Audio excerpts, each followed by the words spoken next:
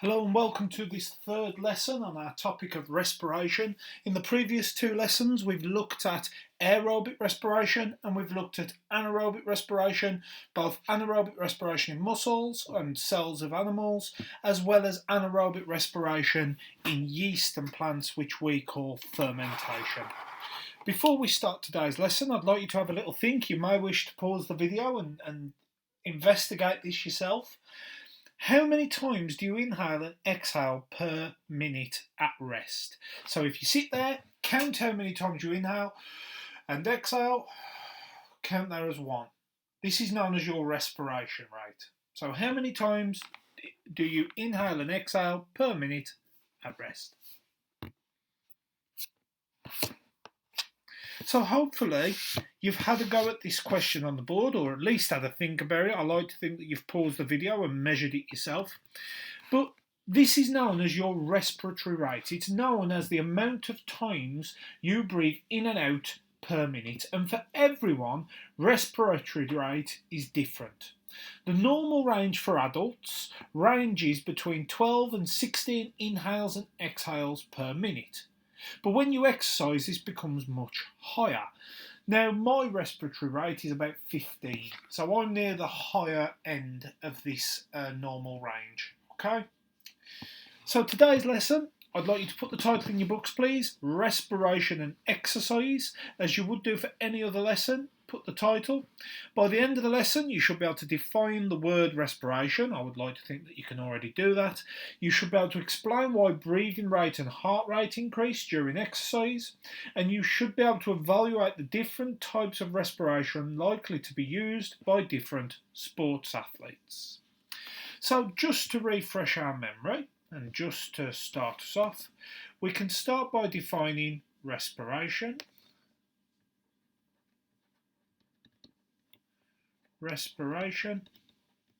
And we can define respiration as a chemical reaction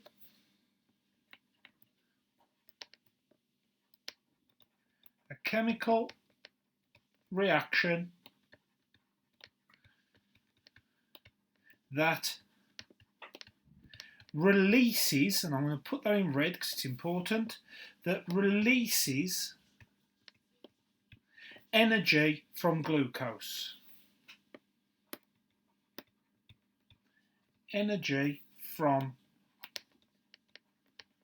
glucose. Now it's important that you use the word release. Energy cannot be made, it cannot be destroyed, therefore energy is released from glucose. In our previous two lessons, I'm not going to go over it in any detail here, but there are two types of respiration. So two types.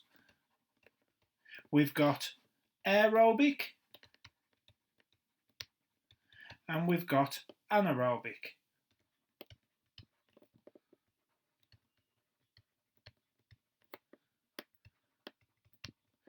Aerobic, the word aerobic means with oxygen.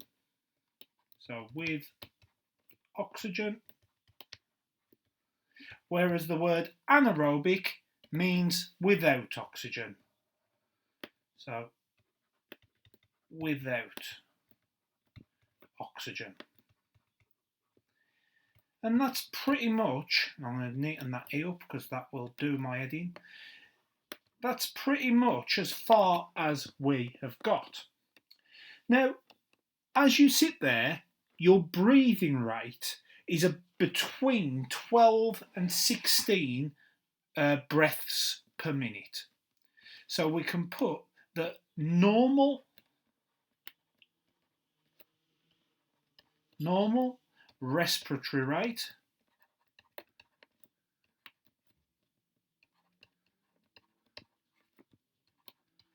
and we can put in brackets the number of inhales and exhales per minute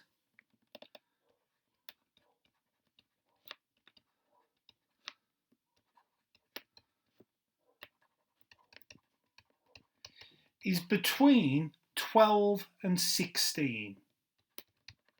Is between 12 and 16. Okay, so normally you would take between 12 and 16 breaths per minute when you are resting. Okay, when you exercise, your breathing increases. If you start jogging around the block, you wouldn't be doing 16 breaths per minute, you'd perhaps be doing 20. Okay, maybe even more than that. So we can add in red that when we exercise,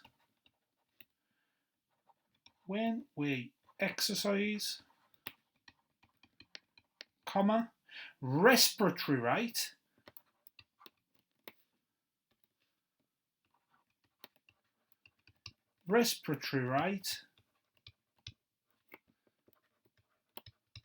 increases.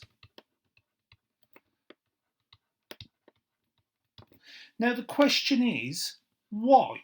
Why does your respiratory rate increase when you are exercising? Well, this is because when you exercise, you are using more muscle contractions. So if we start, I've been using a lot of dark colours, so I'm going to switch over to this one. If we put that you are starting to exercise, what you will get is your respiratory rate increasing because the respiration in the muscles increases. So if you are exercising, you're having more respiration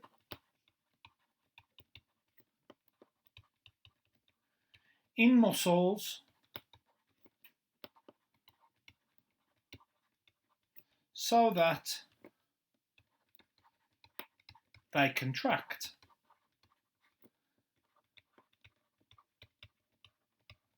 Okay, so when you exercise, your muscle cells respire more so that they can contract. Because these are carrying out more respiration, okay, your rate and depth of breathing increases. So we can put rate and depth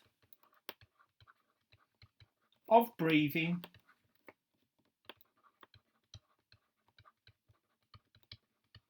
increases.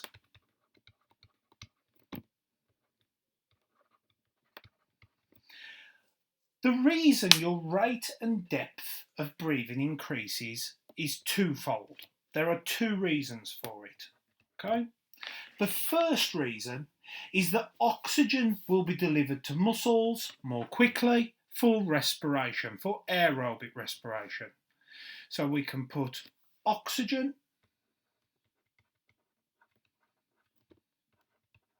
is delivered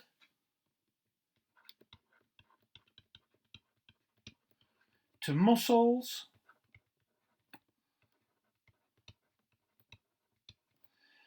more quickly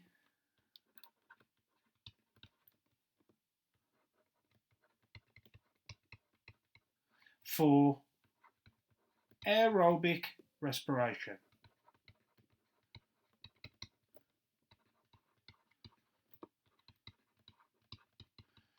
Okay? So if you breathe deeper and you breathe faster, you're going to deliver more oxygen to your muscles for aerobic respiration. At the same time, carbon dioxide will be removed from your muscle cells more quickly. So we can put carbon dioxide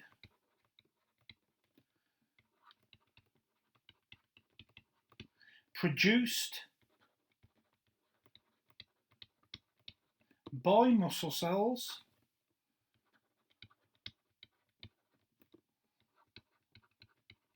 in aerobic respiration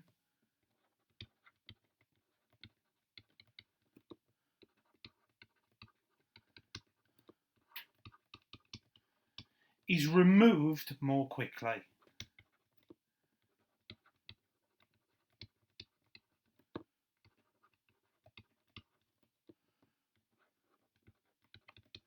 Now, that's important because carbon dioxide is toxic, okay? So this carbon dioxide, if it's left in your blood, it is toxic.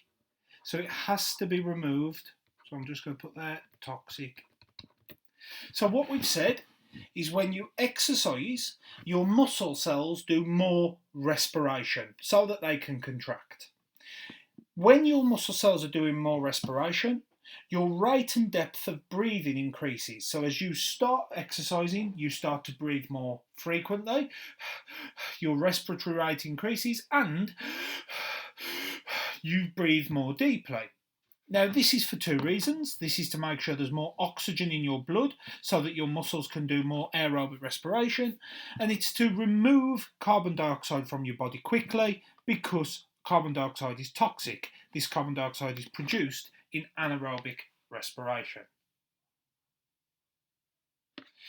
Now, not only does your respiratory rate increases, but your heart rate will also increase because remember, this oxygen and carbon dioxide is taken to your lungs through the blood. Therefore, or taken to and from your lungs in the blood, therefore your heart rate needs to increase in order to transport these substances around your body. So we can say that as we exercise,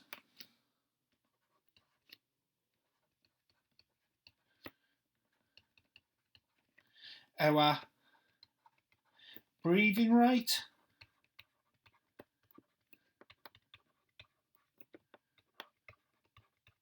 and heart rate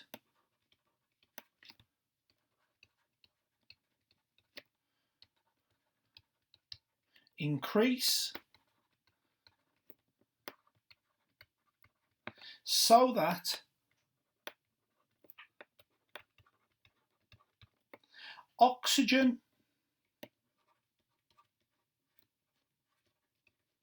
is delivered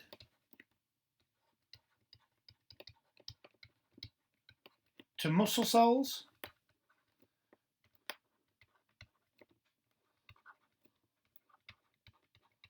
for aerobic respiration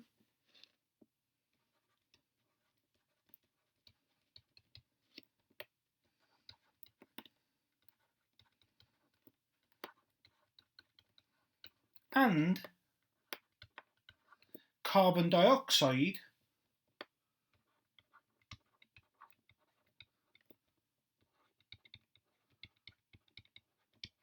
is removed, in fact we'll change that S, is removed from muscle cells / the blood as it is toxic.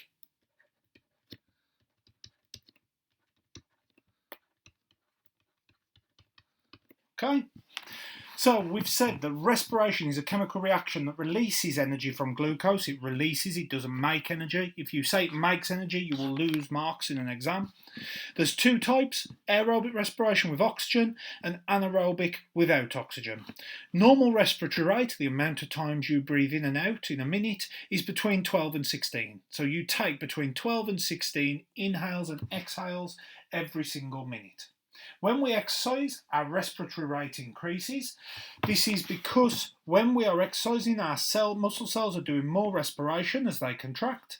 Therefore, we increase our breathing rate and depth so that we can deliver more oxygen to our cells so they can do aerobic respiration, and we can remove carbon dioxide from the blood more quickly so that the toxic carbon dioxide doesn't build up. And then we've said here in red, because it's important, as we exercise, our breathing rate and heart rate increase so that oxygen is delivered to muscle cells for aerobic respiration and carbon dioxide is removed from muscle cells or the blood as it is toxic. You don't need to write this down, but you may be interested to know that the way your body knows this is because your brain is constantly monitoring the levels of carbon dioxide in your blood. So as blood flows through your brain, there is a special part that measures the concentration of carbon dioxide in your blood. If the levels of carbon dioxide in your blood are too high, your brain will increase your breathing rate to try and get rid of the carbon dioxide. Again, you don't need to know that for GCSE, but as you move into A level, we will certainly cover that in year 13. So, let's refresh our screen. Let's send it back to black, as Amy Winehouse would say.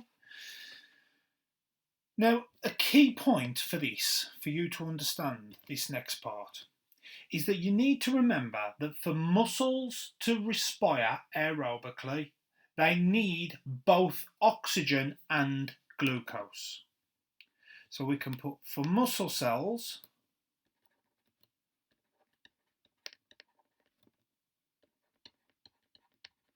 to respire aerobically,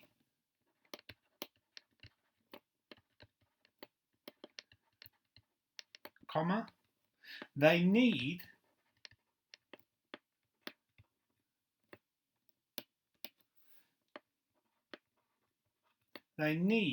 both oxygen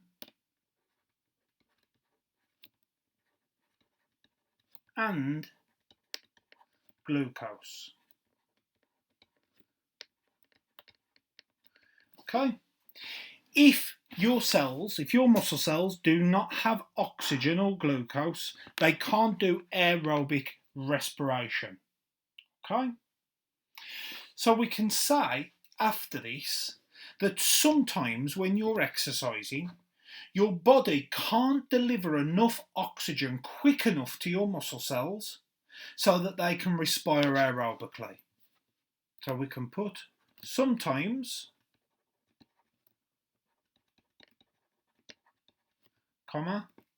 when we are exercising,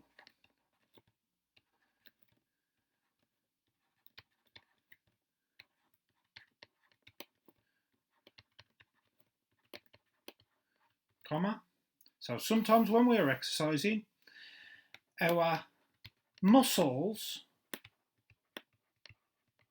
are contracting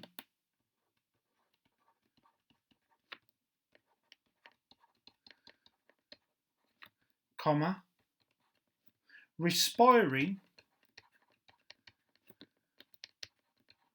so quickly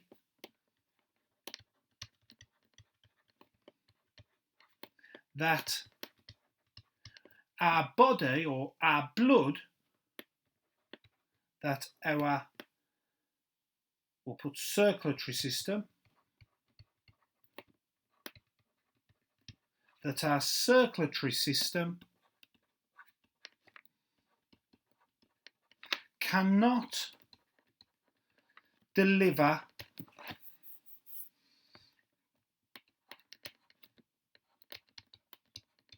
oxygen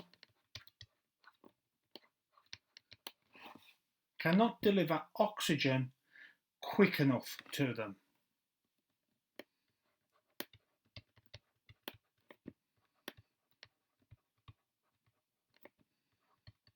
So we've said that in order for our cells to respire aerobically, they need both oxygen and glucose. We've then said sometimes when we are exercising, our muscles are contracting or respiring so quickly that our circulatory system cannot deliver oxygen quick enough to them. When they can't get enough oxygen, your muscle cells switch to anaerobic respiration. So we can say, in fact we'll put it in regs, it's important, when muscle cells do not have enough oxygen they switch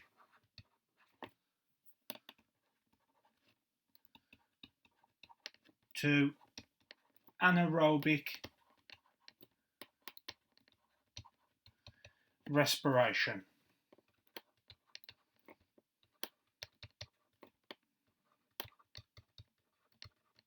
Okay, so when muscle cells do not have enough oxygen, they switch to anaerobic respiration.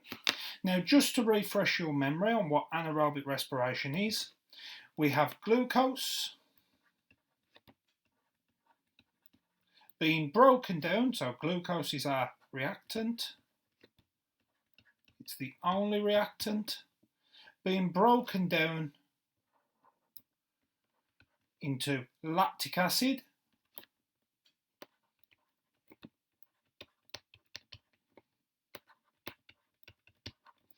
and we get a little amount of energy. And because energy is released, that makes this exothermic. So respiration is an exothermic reaction. Lactic acid in this equation is the product. Okay, I'll just put down brackets underneath. We'll turn reactants, put some brackets underneath that. Now, lactic acid is highly toxic, okay? And we need to get rid of it. So we can say that lactic acid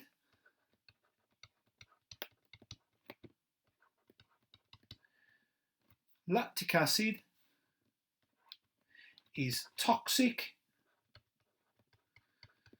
and needs to be gotten rid of.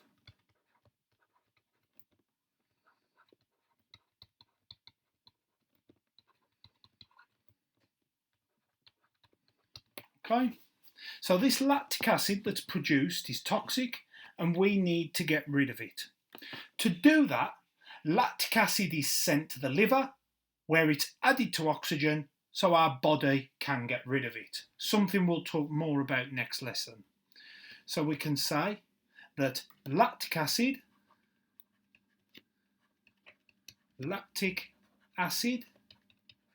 is sent to the liver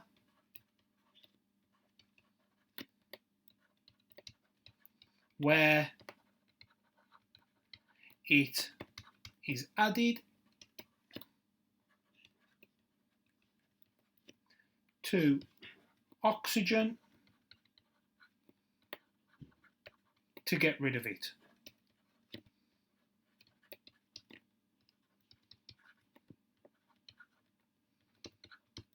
Okay, so lactic acid is sent to the liver where it is added to oxygen to get rid of it. Lactic acid is the substance that causes cramp when you are exercising. Okay, so we can just put somewhere, we can say, I'll do it in white, that lactic acid builds up in muscle cells, causing cramp,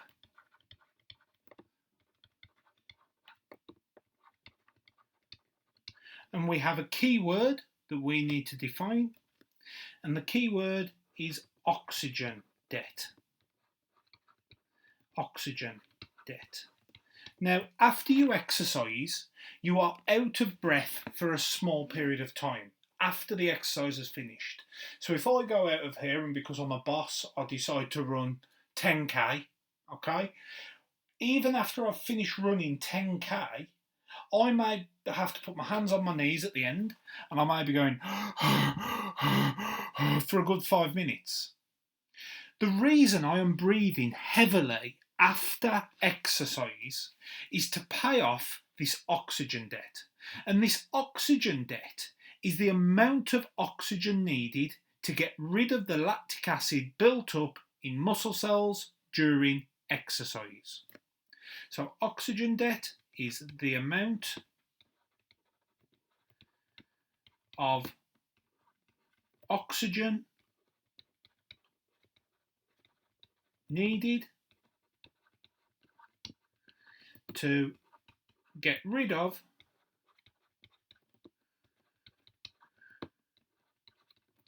the lactic acid built up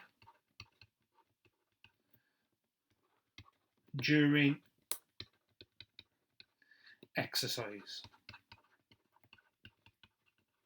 Okay, so we've said that for muscles to respire aerobically, they need both oxygen and glucose. Sometimes when we're exercising, our muscles are contracting and respiring so quickly that our circulatory system cannot deliver oxygen quick enough to them. When the muscle cells do not have enough oxygen, they switch to anaerobic respiration, which is glucose being broken down into lactic acid. This releases some energy which can be used by the muscle cells. Lactic acid is toxic and needs to be gotten rid of. Lactic acid is sent to the liver, where it's added to oxygen to get rid of it. If you don't get rid of the lactic acid, it can cause cramps. Okay? After you exercise, you are out of breath for a short period of time. Once you've finished exercising, this is to pay off what's known as your oxygen debt. It's the amount of oxygen needed to get rid of this lactic acid that has built up while exercising. So, let's finish today's lesson with a couple of examples. Okay? The two examples, the two common examples you get anyway, are sprinters and marathon runners. Okay, so I can't even speak. I've prepared us two images that look like this. Okay, here's our first runner, and she is a sprinter, so she's built for sprinting. Her muscles tend to respire anaerobically. That's not a sprinter, that's a marathon runner. So we'll get rid of her. Apologies. We don't need her just yet. Oh, I did say marathon runner, didn't I? Sorry. So we've got our marathon runner. Her body's built for running over long distances, and therefore her cells tend to respire aerobically. Okay? So marathon runners. They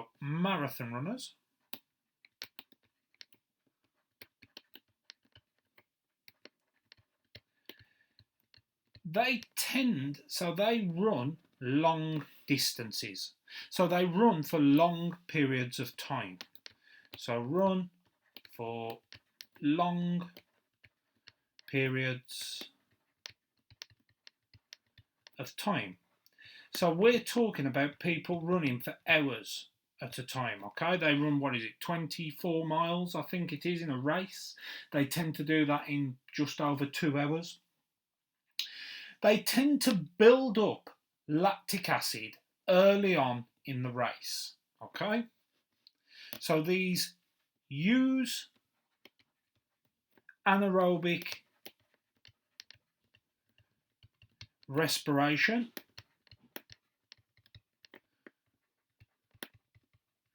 early on and build a small amount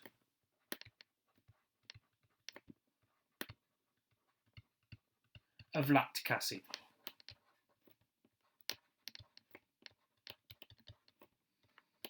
Okay, so early on in the race they use anaerobic respiration and build up some lactic acid.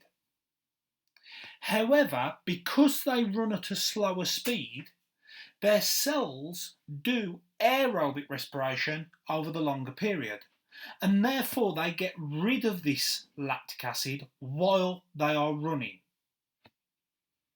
So we can say that they run slower for a longer period,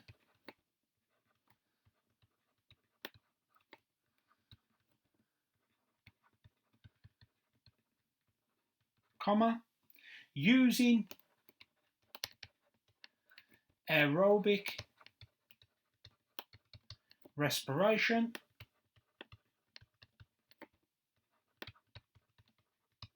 So do not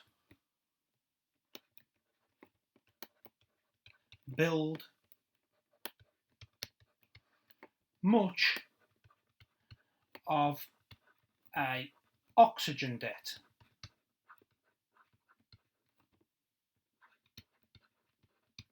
Okay, so they don't build much of an oxygen debt.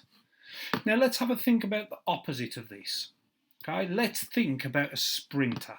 And I've got some images of some sprinters, which I've prepared earlier. And we can add our image of sprinters here. Now, we can put the subheading, sprinters, and we can say that sprinters run much more quickly over a short period of time. So Usain Bolt runs 100 meters in 9 point whatever seconds it is.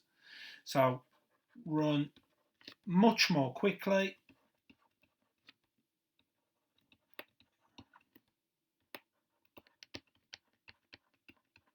over shorter periods of time.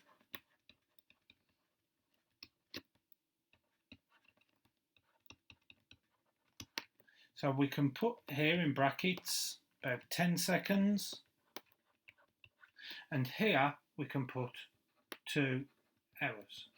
2 hours would be a very fast marathon run, okay, because they're trying to break the 2-hour record, aren't they?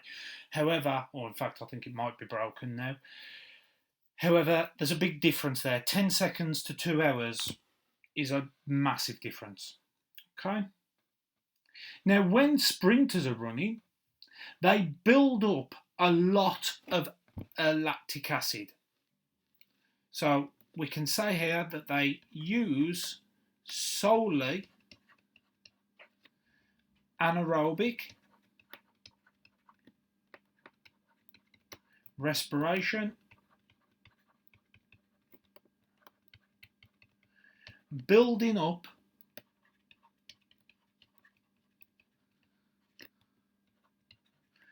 a lot of lactic acid.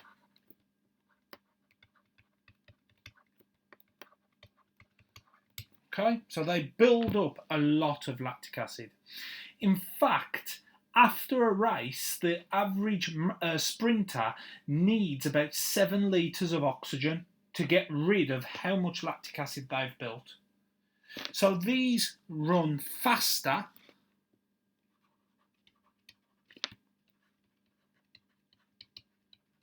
for a shorter period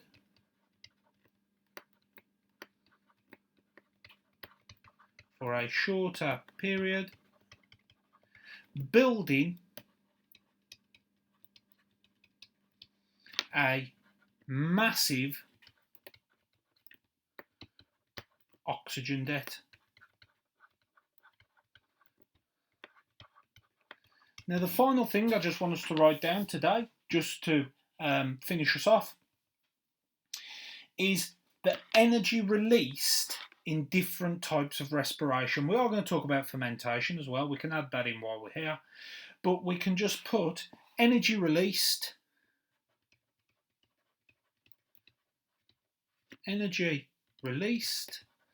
and this is measured in kilojoules per gram of glucose. So kilojoules per gram of glucose by types of respiration.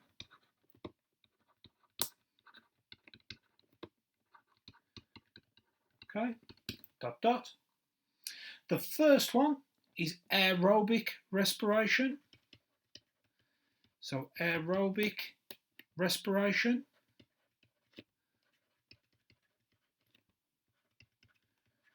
Aerobic respiration releases 16.1 kilojoules per gram of glucose. Fermentation which remember is in plants, and yeast, fermentation, releases a grand total of 1.2 kilojoules per gram of glucose, whilst anaerobic respiration, so anaerobic respiration, it's a good job I'm a boss so I can fit all this on air. Anaerobic respiration in muscles, look at that. Oh. Anaerobic respiration in muscles releases a grand total of 0.8 kilojoules per gram of glucose. For this reason, you get far more energy per gram of glucose by respiring it aerobically than you do anaerobically. So your muscles tend to do aerobic respiration. They only switch to anaerobic respiration if they absolutely have to. Okay? So, it's beautiful, isn't it, this page? I'm well proud of that, actually. If we look back to our learning objectives, can you define the words respiration? Can you explain why breathing rate and heart rate increase during exercise? And can you evaluate the different types of respiration likely to be used by different sport athletes? Now, the common examples they give you in exams is a marathon runner against a sprinter. However, if it's short period of time, as fast as you can, it's anaerobic respiration. If it's long periods of time over bigger distances, it's aerobic respiration. Okay? So I hope you have found this lesson useful. If you have any questions, please drop me a message below in Google Classrooms or send me an email directly and I will get back to you as soon as I can. Please take care. Thank you for listening.